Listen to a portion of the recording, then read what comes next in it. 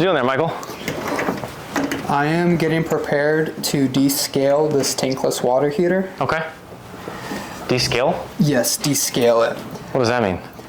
So your tankless water heater, whenever you run it throughout the year, it builds up, or it has calcium that builds up on the heat exchanger. And then whenever we descale it, it's basically cleaning all that built up on the heat exchanger. Got it. How often should you be doing something like that? You should do it once a year.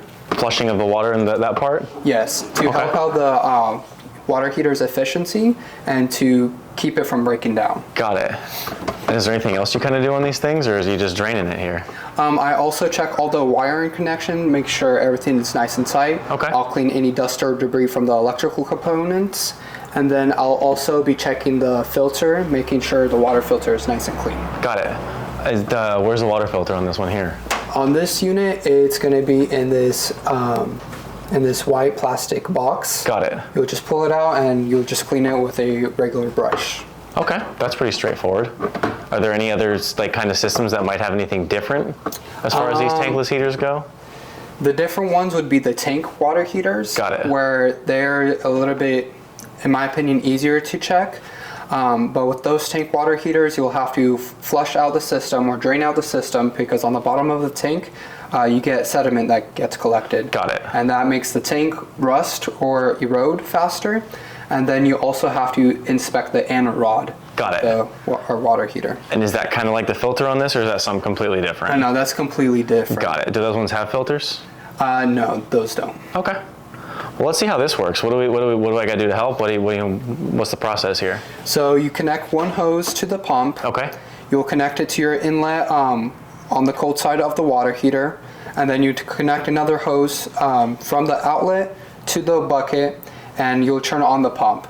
And what's in the bucket right now? Right now, the bucket is filled with our descaling solution. Okay. Which is that this right here? Yes. Okay. It's pretty small, pretty straightforward stuff there. And how much of this is in here? That's a pretty big bucket. Yeah, so in the bucket, it's going to be 1 gallon of water, and then you'll just add 1 quart of the descaling solution to it. That's and not bad at all. run it for an hour. Okay. And are we pretty close to running this, or what else do we have to do to get set up? I just have to make a couple more connections, and then all I have to do is plug it in. Got it. And do you leave it on the counter? Do you put it on the ground? Does it matter? It doesn't matter where you leave it. Wherever it's unlikely to tip over. Got it. And are you reactivating the water now so that before it gets to the stop there? Yes, I'm turning on the water so it doesn't just burn my pump. And then got it. Just plug it in. And you just let this sit for like an hour and it does everything for you? Yeah. Okay. So I guess we'll come check on this in an hour then? Yes. Okay, perfect. So today we're going to be doing a tune-up on an air handler and a heat pump. Heat pump is an air conditioner that uses its refrigerant to flip backwards, get hot, and warm up in here without the state of gas. This is an air handler. We're going to be starting up here. We'll open this bad boy up and show you what the pieces look like inside. And this particular system has a few add-ons. This is called an HRV. Its job is to bring outdoor air into this system here, match the temperature inside, and keep your home heating and cooling the way it's supposed to while giving you fresh air at the same time. And that bad boy over there is a humidifier. Ultimately, we want to have the right kind of moisture in our air so that our lungs, our breathing, everything else is kind of more balanced. And this will help systems that are more dry get some of that moisture inside. So we're going to start by opening these doors up, showing you the components inside of here, and we'll get onto it. So Mike, you want to explain what you're looking at there? So I'm looking at the blower motor, okay, which is your indoor fan motor. And I'll be checking to make sure it's running on the correct amps, to make sure it's not over amping or anything like that. An amperage is the electrical current. Every fan has their own motor. Every motor has their own amount of current or electricity they're allowed to use. That's called the amperage. When we're checking this, we're making sure it's not pulling anything higher than it's supposed to. If it is, that's an indicator that something is failing and we want to get ahead of those breakdowns. Also in that compartment is a small control board. Most of the brains of the heat pumps are in the outdoor unit, but there is a small little communicating board in here that gives all the inputs to the pieces inside. It also sends signal outside, so it tells the air conditioner to turn on, but ultimately this is a small brain that makes sure these mechanical pieces in here work the way they're supposed to. In addition to that circuit board, and this fan. There's a few other pieces we'll get to, but behind here is what's called your evaporator coil. When we open that up, I'll show you what that looks like. But there's some things that not everybody has. So in this little compartment here, this is an air filter that's a 5-inch high filtration. Its whole purpose is to give you more actual breathable air by pulling more particulate out. And then behind this, when we unplug this here, there's this whole apparatus inside of here with its own other little circuit board and its own controller here. This is an ultraviolet light air purifier.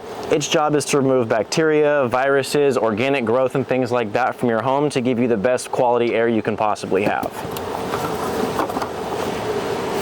These filters should be changed every year. Most filters are a little bit different than that, but given that, we'll show you what this looks like after a few months. Okay, so this should probably be changed before the winter actually really kicks in. But these Lennox ones, they've got carbon on the back, so they're a little bit gray. Put the filter back in here. You can see that little shiny in there.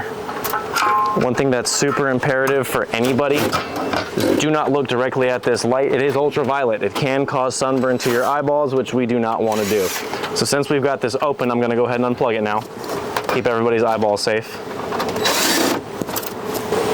So in here we've got what's called the evaporator coil.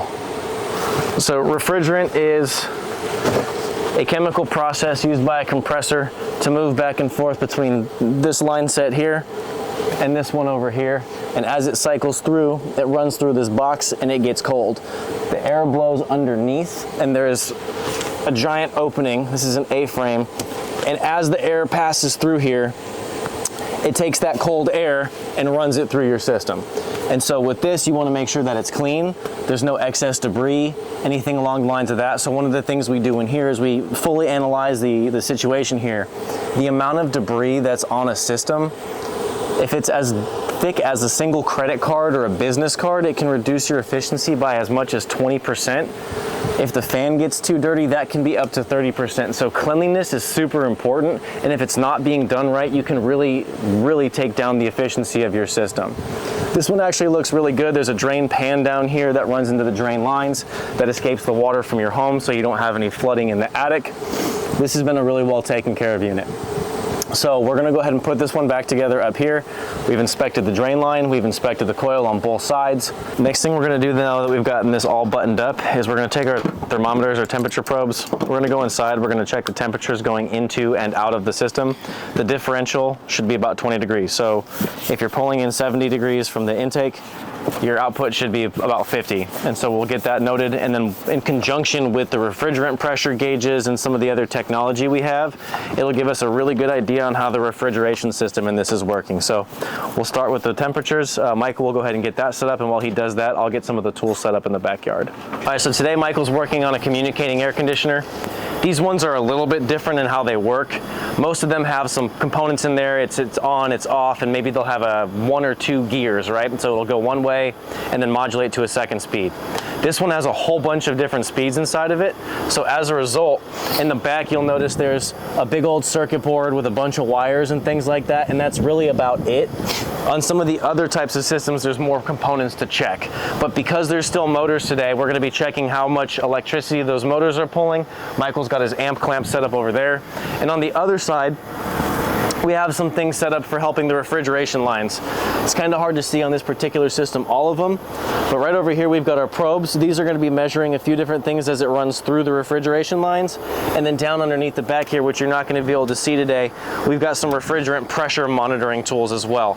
And so we have this handy device called the Field Piece Job Link Toolkit, and it tells us everything. So it's telling us the temperature differential, the humidity, all of the fun jazz inside of the house. And then down here, it's got a few more information regarding what's going on with the refrigerant system here. So we pick the kind of refrigerant, and then starts to tell us the pressures, the temperature split, which on this one is 26 degrees, give or take, and a 20-degree temperature split is normal. And then it tells us saturation, which is just a chemical balance between the temperatures of the refrigerant in there as well. So this system, according to the report here, is actually working almost perfectly with pressures, temperatures, and saturation, as well as humidity. One of the things we do when we're working on these is we pull off the doors.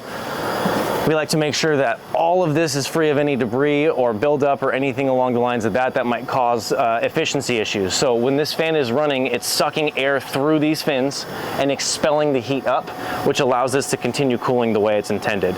So we pull all the doors off, make sure it's not dirty, and if it is, we give it a little bath. And you've already checked the amperage on this system here? Yes. So for the fan, I got 0.6 amps. Okay. Which is fine because for the fan motor, you don't want it to be over 2.8 amps. Okay, so you're at 0.6, you said? Yes, That's well under. amps. Okay. And then for the compressor, I was at 2.6 amps, which is also good because you don't want to be near 10.3 amps. Got it. And so from my knowledge base, a good working compressor, brand new, pulls about 30% of this tag number here. Correct. And as it starts to age, that goes up. Correct. And once you get to about 70%, you can kind of sort of know that failure's coming. Yes. Exact deadlines, not so much, but this is a good indicator of system health as well, which is why we check those figures while we're here. Okay, so we've finished up this whole pump situation here. It's been about an hour.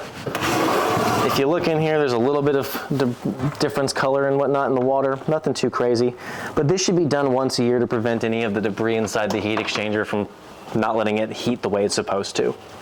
And there you have it.